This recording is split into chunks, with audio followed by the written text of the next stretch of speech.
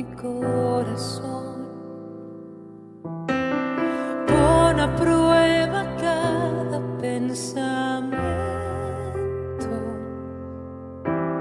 y si no te agrada lo que ves, límpiame otra vez. ¿Qué tal? ¿Cómo les va? Queríamos compartir con ustedes en la palabra de Dios y en esta oportunidad poder mirar en aquello que Jesucristo tiene para toda su iglesia. En Apocalipsis encontramos que el Señor Jesucristo elige 7 iglesias de Asia y quiso darle un mensaje particular a cada una de ellas en la situación en la que cada una de ellas se encontraba y darles a ellas la oportunidad de mirarse cómo están y su relación con Dios y lo que Él esperaba de estas iglesias, de cada uno de los creyentes de estos lugares. Son 7 las iglesias a las que el Señor llama al apóstol Juan para que él les escriba estas cartas, y la última de las cartas que escribe es a la iglesia en la Odisea. Vamos a leer entonces en capítulo 3, desde el verso 14 hasta el final del capítulo 3. Dice así la palabra de Dios: y escribe al ángel de la iglesia en la Odisea. He aquí el Amén, el testigo fiel y verdadero, el principio de la creación de Dios, dice esto: yo conozco tus obras, que ni eres frío ni caliente. Ojalá fueses frío o caliente.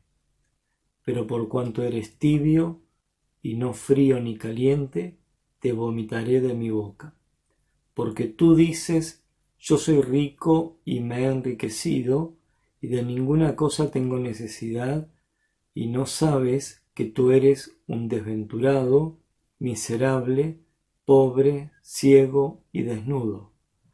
Por tanto, yo te aconsejo que de mí compres oro refinado en fuego, para que seas rico, y vestiduras blancas para vestirte, y que no se descubra la vergüenza de tu desnudez, y unge tus ojos con colirio para que veas.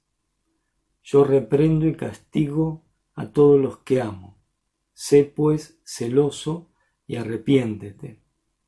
He aquí yo estoy a la puerta y llamo.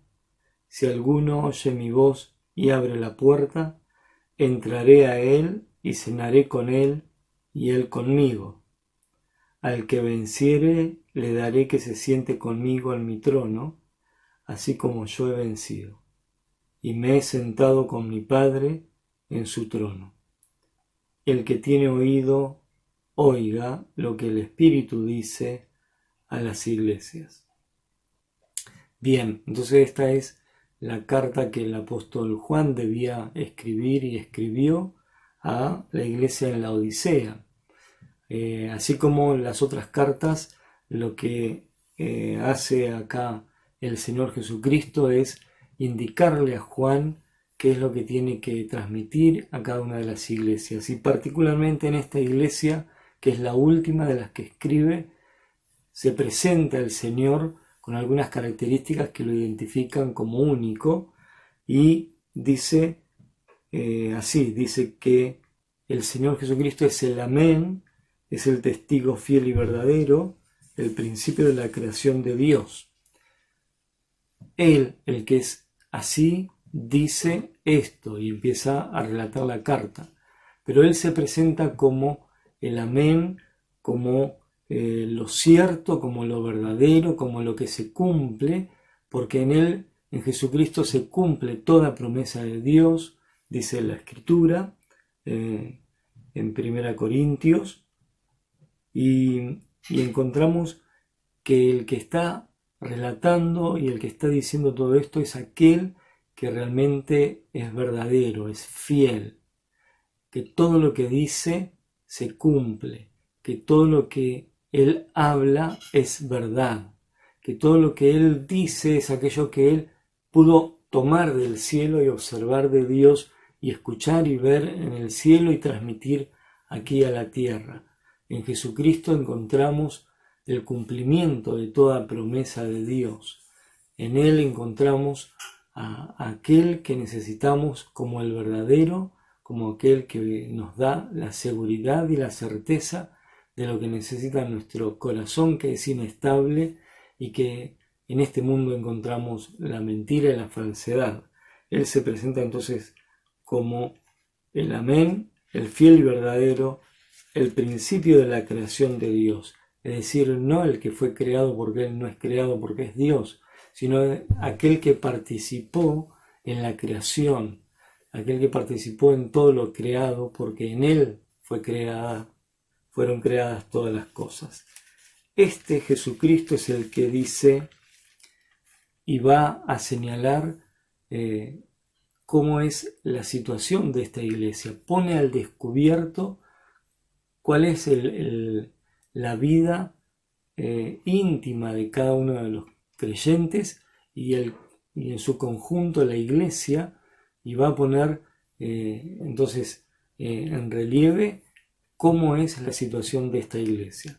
Empieza a describirla como aquellos aparatos que permiten conocer cómo estamos por dentro, como puede ser una tomografía, una resonancia magnética, una radiografía, que lo que hacen es poner en evidencia cómo está nuestro interior. Así el Señor Jesucristo, el verdadero, va a decir con certeza, con realidad, cómo es y cómo era esta iglesia. Y empieza a describir en el verso 15 diciendo: yo conozco tus obras. El Señor Jesucristo no era un improvisado. El Señor Jesucristo es Dios y conoce tal cual la iglesia es, conoce tal cual nosotros somos delante de Dios. No podemos escaparnos de su mirada y de la certeza con la que está diagnosticando nuestra situación. Tanto para la iglesia en la Odisea como hoy día, en este tiempo, el Señor Jesucristo pone en evidencia nuestra situación. Estaba describiendo a la iglesia en la Odisea y le dice: conozco tus obras. El Señor conoce todo de nosotros. No hay nada que se le escape a Él. Y dice que tú que ni eres frío ni caliente. Ojalá fuese frío o caliente. Aquí Jesucristo lo que hace el Señor Jesucristo es mostrar que ellos no estaban ni en un extremo ni en otro, ni en el extremo de estar en esta situación de caliente, es decir, de fervorosos, de seguir al Señor realmente con todo fervor, con todo ahínco y en el espíritu, fervientes en el espíritu, ni tampoco en la frialdad de quedarse a un lado, de tener un desinterés total y absoluto por Dios.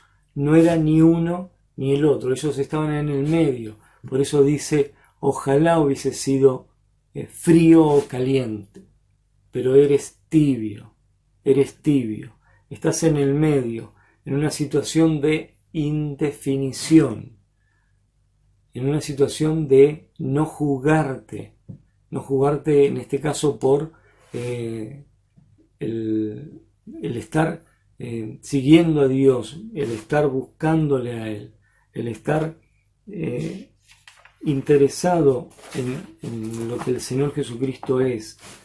Dice que eres tibio, no me estás buscando como me deberías buscar, no me estás siguiendo como me deberías seguir, no me estás sirviendo como me deberías servir, no me estás conociendo como me deberías conocer, no me estás obedeciendo como me deberías obedecer. Estás en un término intermedio, no estás definido hacia mí, dice el Señor, y le decía el Señor a los de la Odisea. Es por eso que acá expresa el Señor una determinación frente a esto. El Señor no espera encontrar en la iglesia de la Odisea esta situación, sino que buscaba una definición, porque esta situación de estar indefinidos para con el Señor Jesucristo y para con Dios hacía que al Señor lo ponga en una actitud de rechazo y de, como dice aquí, de vomitarlo de la boca del Señor.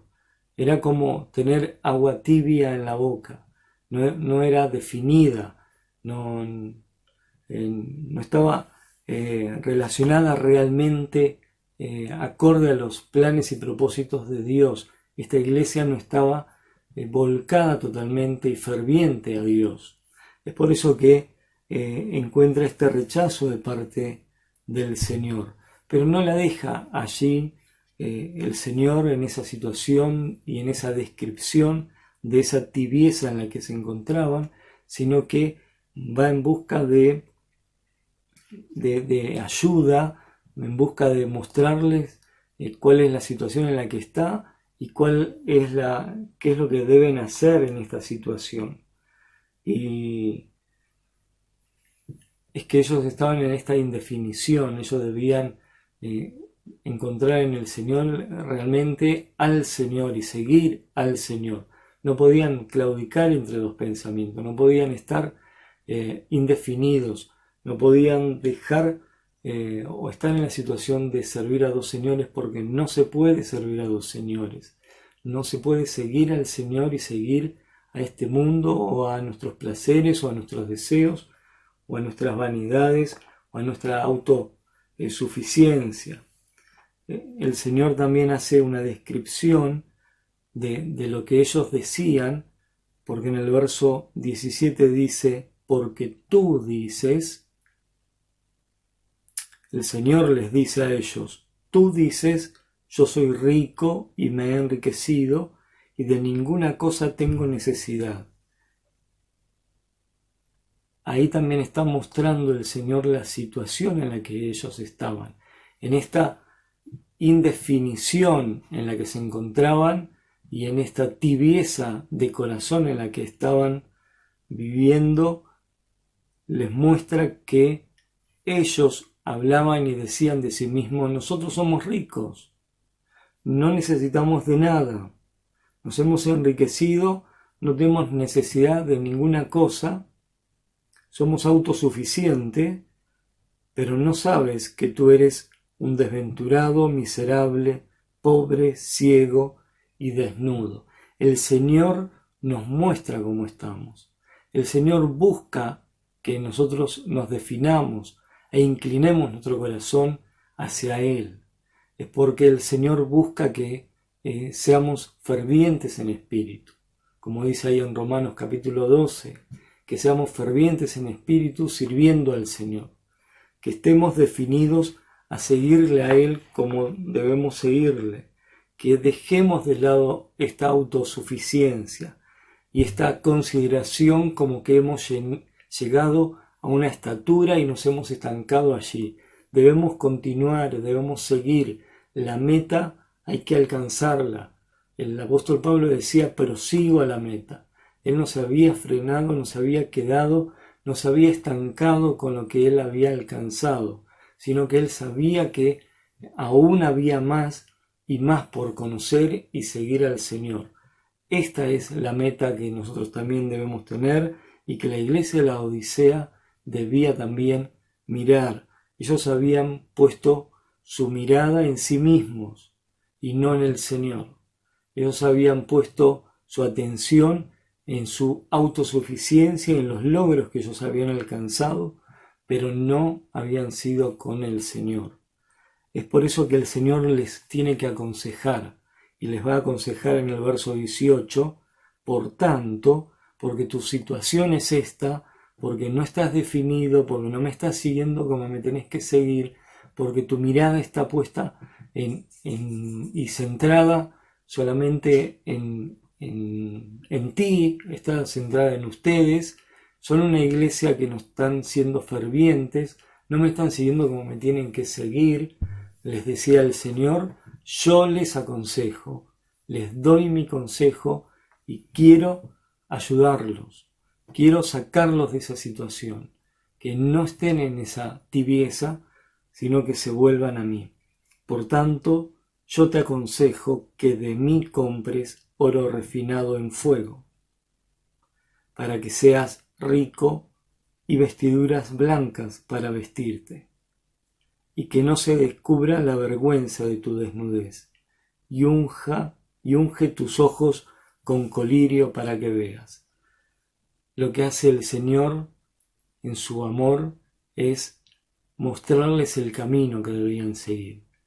Él les dice, vengan a mí, compren de mí oro refinado, compren de mí aquello que reluce y es brillante y de valor.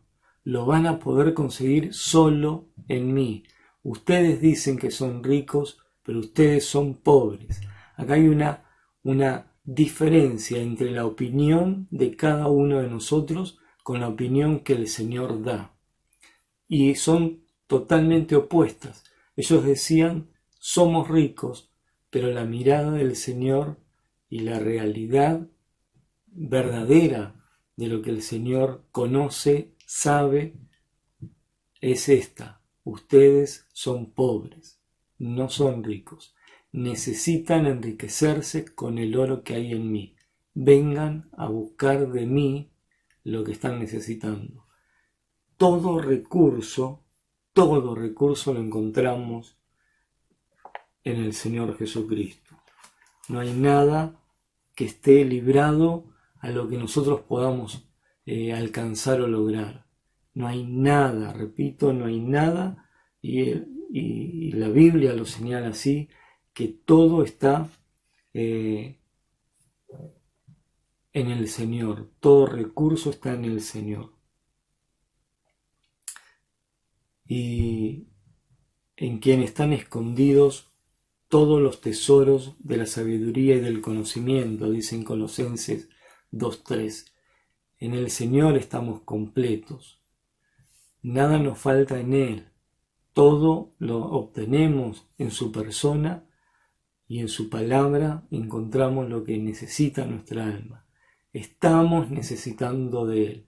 Somos necesitados de Él. Continuamente. Hasta que lleguemos a su presencia. Estamos necesitando de Él, de conocer de Él, de tomar de Él, de ir en busca de las riquezas que hay en Él. Como recién leíamos de Colosenses 2:3. Para poder salir de esta situación, poder encontrar la solución a nuestra vista, el colirio, aquellas gotas que den alivio a nuestra vista y nos permitan ver con claridad la situación en la que estamos viviendo y poder verle al Señor realmente como Él es y lo que Él espera de nosotros. Poder vestirnos con estas vestiduras blancas de santidad y de justicia y no estar siendo avergonzados en la situación en la que nos encontramos, sino que poder estar vestidos con las vestiduras que el Señor da. Y Él va a describir aquí lo que también el autor a los Hebreos dice: yo reprendo y castigo a todos los que amo. Sé pues celoso y arrepiéntete. El Señor Jesucristo buscaba en aquella iglesia que se vuelvan a Él, que puedan arrepentirse, que puedan tener celo por Él, que puedan ser fervorosos, quiere decir esta palabra, que puedan ser seguidores reales del Señor, pero debían arrepentirse de esta situación. Y quizás estemos nosotros en esta situación, pero viene el Señor amoroso a nuestra vida, señalándonos nuestra situación y diciéndonos que Él es aquel que reprende y castiga, pero al que ama. Si Él viene a nosotros con estas indicaciones es porque nos ama, porque Él es el Señor de nuestra vida, porque Él murió y resucitó por nosotros para ser Señor y para ser el Salvador. Entonces Él busca en nosotros que podamos ser celosos, fervorosos para con Él, pero necesitamos pasar por el arrepentimiento. Si estamos en esta situación en la que la Odisea se encontraba, en que los creyentes de la Odisea se encontraban, hoy también nos podemos encontrar en esta situación. Si estamos en esta situación, viene el Señor a nuestro encuentro para decirnos: te amo y quiero cambiar tu situación. Vení a mí, dice el Señor, vení a mí y compra de mí este oro. Adquiere de mí este oro. Busca estas vestiduras blancas y resplandecientes para vestirte y no estar desnudo y avergonzado, sino que también busques estas colirio que da la posibilidad de ver al Señor y ver tu situación. Aquello que encontramos en las Escrituras y en la palabra de Dios, en una comunión verdadera, íntima con el Señor, en conocerle y saber cómo Él es y qué es lo que Él espera de mí. Es por eso que acá el Señor se presenta como aquel que está fuera de la iglesia, porque dice el verso 20 que el Señor está golpeando la puerta. Dice que Él está a la puerta y llama. Es la situación de una iglesia donde el Señor está fuera de la vida de ellos. Ellos se habían conformado a su situación y se habían estancado en esa situación y debían estar buscándole al Señor y abriéndole la puerta al Señor y permitiéndole que el Señor tenga comunión con ellos. Por eso dice aquí que el Señor Jesucristo está a la puerta y llama, a la puerta y llama de cada uno de los creyentes de aquella iglesia. Y hoy también puede ser nuestra situación, que el Señor nos esté llamando y golpeando la puerta de nuestro corazón, de los creyentes, el corazón de los creyentes, a poder buscarle y permitirle entrar en nuestra vida, no para ser salvos porque ya lo somos, sino la entrada a una comunión real, sincera, verdadera con el Señor. Y poder permitirle a Él que nos limpie, en arrepentimiento acercarnos a Él para dejar esta tibieza y poder tener esta comunión con Él, cenar con Él y Él con nosotros. Y hace una promesa, la promesa de que el que vence, el que logra alcanzar esto, dice: yo le daré que se siente conmigo en mi trono, así como yo he vencido y me he sentado con mi Padre en su trono. Aquí vemos el trono de Dios, donde el Señor Jesucristo, por haber vencido, por haberse despojado de todo aquello que lo ataba a este mundo y aún aquello que tenía que ver con lo que era de Dios y su manifestación, y utilizar ese poder para consigo mismo. Él se despojó de todo esto y se hizo hombre y se humilló a sí mismo haciéndose siervo hasta la muerte y muerte de cruz. En este logro que Él hizo al despojarse a sí mismo, alcanzó el sentarse a la diestra de Dios, sentarse en el trono con su Padre. Y ahora Él invita a que todo aquel que venza la situación de la comodidad, venza la situación de la individualidad, venza la situación de la autosuficiencia y le permita a Él tener una relación íntima y sincera en conocimiento y en seguimiento de Él, es aquel que vencerá. Y el Señor le promete: aquel que vence se sentará conmigo en mi trono. Y llegará el momento en que se hará realidad esto, en que aquellos que venzan y logremos vencer, poder sentarnos en el trono del Señor Jesucristo.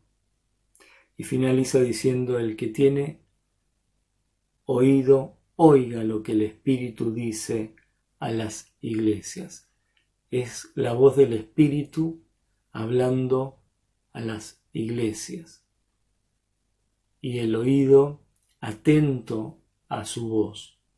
No descuidemos lo que el Señor Jesucristo nos dice en esta carta a la Odisea, y poder prestarle atención a esta relación íntima, real, verdadera, de todos los días, en conocimiento del Señor Jesucristo, y en buscarle, y en seguirle, y en saber qué es lo que Él quiere para nosotros, y no mantenernos en una tibieza y en una vida de autosuficiencia y de comodidad, donde el Señor está excluido de nuestra vida, porque nos hemos centrado nuestra mirada y nuestra atención en nuestra vida y no en la del Señor. Quiera el Señor que podamos vencer y lograr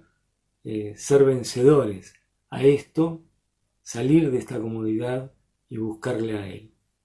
Y así como en alguna oportunidad le hemos buscado para salvación, también le busquemos para una perfecta comunión. Que el Señor nos bendiga y podamos lograr esto, sabiendo también, para aquellos que están escuchando y aún no tienen una verdadera comunión con Jesucristo, saber que Él es aquel que vino del cielo a entregar su vida en la cruz y derramar su sangre para ser el Señor y el Cristo de tu vida también. Él quiere ser el Señor y Salvador de tu vida, en arrepentimiento y en confianza en que lo que Jesucristo hizo también lo hizo por tu vida. ¿Por qué no te acercás a Él y solicitas el perdón de todos tus pecados y lo recibís como el Señor y Salvador de tu vida? Y aquellos que ya somos creyentes, volver nuestro corazón a Él, buscar de Él lo que está necesitando nuestro corazón, salir de la tibieza y poder estar en comunión íntima y permanente con Él. Que así sea. Amén.